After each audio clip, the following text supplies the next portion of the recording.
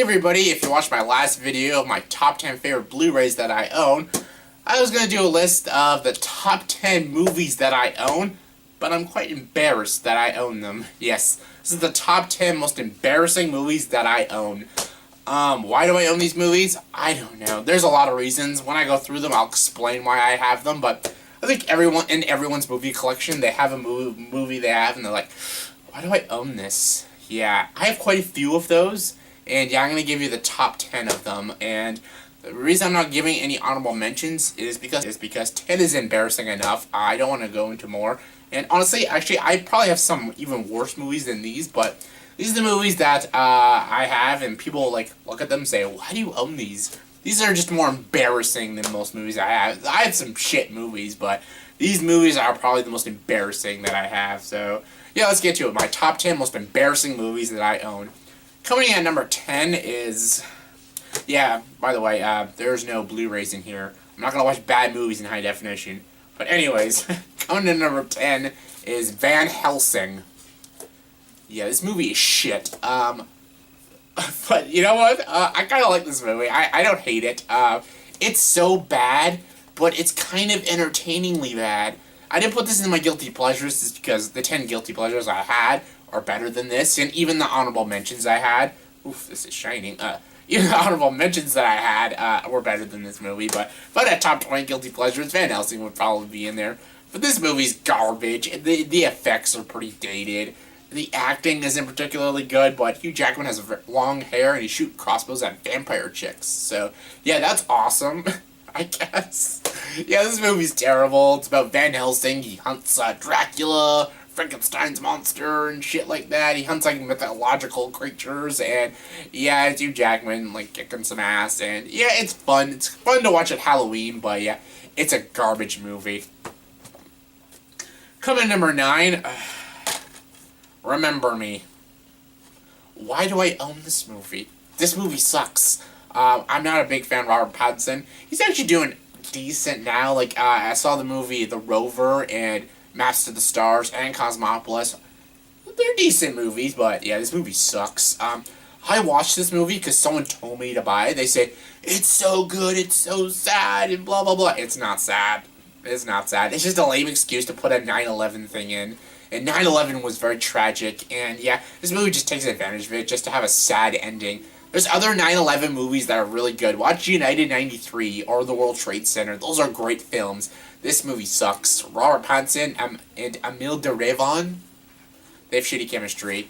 I don't know why I have this movie. It's embarrassing. Coming number 8 is The Stepfather. Another movie. Why do I own this movie? I bought this a long time ago when it first came out. I just bought it, and yeah, it was like maybe $20, and I bought it when it first came out, and I'm like, hey, it might be good.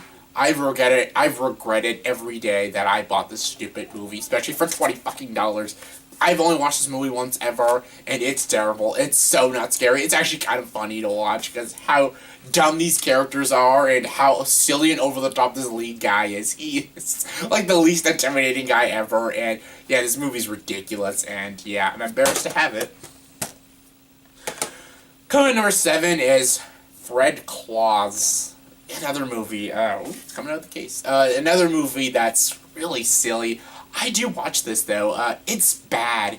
It's ridiculously bad, actually. It's fucking horrible, but I watch this every Christmas, and I kind of enjoy it at Christmas. It's not good. It doesn't even have a good message or anything. It's just a generic message, like all basic Christmas movies have. Vince Vaughn is annoying, but Paul Giamatti is okay. And yeah, I like watching this during Christmas time, and it's embarrassing that I own it, but whatever, I have it during Christmas. Coming in number 6 is RV. I know Robin Williams, he passed away. I love Robin Williams movies, and it's so sad that he's gone. This is one of his worst, though.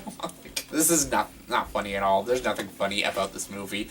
I bought this movie just because I like to collect Robin Williams movies. I have more bad Robin Williams movies, but this is the more embarrassing movie. I don't have Old Dogs. If I had Old Dogs, I'd put that in here, but this movie is garbage. It's not funny. Robin Williams is not even funny in it. Nobody is funny in it. It's just cheap laughs. and it's really immature, and yeah, I don't like that movie.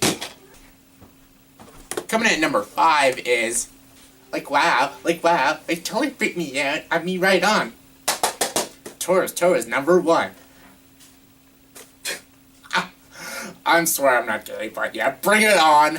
I own Bring It On, and honestly, this is one of the most movies people like look at my collection, they're like, really? Really?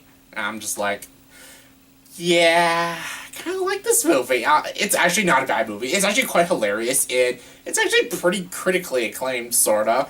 And yeah, it's not a hated movie. It's not like a bad movie. It's just kind of embarrassing that I own this. No man should own Bring It On. But honestly, when I get to my other 4, yeah, you're gonna be like, go back to Bring It On. But yeah, I like Bring It On. It's embarrassing that I have it, but I enjoy it. I actually put it on like maybe once a year and have fun with it. It's a funny movie. And Kirsten Dunst and Gabrielle Union, they're smoking in this movie. And Kirsten Dunst, I like Kirsten Dunst, and she's good in the movie, and she's quite hilarious. And yeah, I say Toros. Yeah. It's kind of fired up. But yeah, Bring It On. Yeah, I own it, and it's embarrassing. Oof, that went far. Coming in at number 4 is, Did you ever know that you're my hero? You are the wind beneath my wings. It's Beaches. I actually don't like this movie. I don't like it at all. People told me to see this movie. It took me a while to see this movie, and they say, it's so sad. It's like Terms of Endearment, Steel Magnolias. I actually like Terms of Endearment and Steel Magnolias. I think they're both very good movies, and say, I bought Beaches for $4 at Walmart, and it's fucking terrible. It's not good. Bette Midler and Barbara Hershey? That's funny. I don't know if that's her name, but yeah, they're bad. They're not good in this movie. Their chemistry's not good. The story's lame, and actually, Amy Farrah Fowler from Big Bang Theory actually plays the young Bette Midler in this movie, so that was pretty cool. But yeah, this movie's not good. It's so cliched, so formulaic. The ending is so sappy, and I didn't cry. Like Steel Magnolias is sappy too, and it's formulaic, but I enjoyed it because the performances are at least good. Terms of Endearment's actually a genuinely sad movie. Phenomenal movie. Shirley MacLaine, Jack Nicholson kill it in that movie. But yeah, Beaches, what a piece of crap movie. Coming number 3 though is 17 again. Oh my god, I'm gonna keep saying this. Why do I own this crap? But 17 again, yeah. Everyone's told me that this movie's so funny, and you gotta buy this movie, watch this movie. And I know you guys are thinking, what kind of people do you know? Like, jeez. Honestly, this is not a terrible movie, but yeah, it's a Zac Efron movie. Why am I owning a Zac Efron movie? I don't own Charlie St. Cloud. God, if I owned that movie, God, I'd shoot myself. This is not a terrible movie. Zac Efron occasionally gives a few funny laughs. Same with Matthew Perry. It's not good, though. It's predictable. It's cliched. Oh, God, you can predict this movie from start to finish. The idea's been done to death. It's about a guy who wants to be young again, and so he transforms into his younger body and goes back to high school, and oh my God. It's about a 17-year-old kid acting like a 30-year-old. I've seen this idea done a bajillion times, and honestly, a million movies have done it better, so yeah, 17 again. It's not good, and it's embarrassing that I own it. Alright, getting to the top 2. I couldn't decide what number 1 was, but I just said, fuck it, let's just play it out. Number 2, The Notebook. Why the fuck is The Notebook in this collection? Why the fuck do I even own this? I can't stand this movie. This movie's not good. It's not good at all. I honestly own it because anytime, like, I have a girlfriend, they love that I own The Notebook. They're like, oh, you own The Notebook? So, yeah, that's probably the main reason why I own The Notebook. So, like, when I have a girlfriend, she can watch it, and I can watch it with her, and she gets really turned on after I put this on. This movie's terrible. I love Ryan Gosling and Rachel McAdams. They're both good actors. Their chemistry in the movie's fine. Their performances are fine. Just the movie's so melodramatic. It's so sappy. It's so generic, and I can't believe that windfall for this movie. And honestly, though, it's harmless. Though it's not like manipulative. It's not overly bad. It's just a bad movie. It's not good, and I shouldn't own it. So yeah, women, go ahead, own it. But guys, don't be like me and own this crap. And my number one most embarrassing movie that I own, because I said so.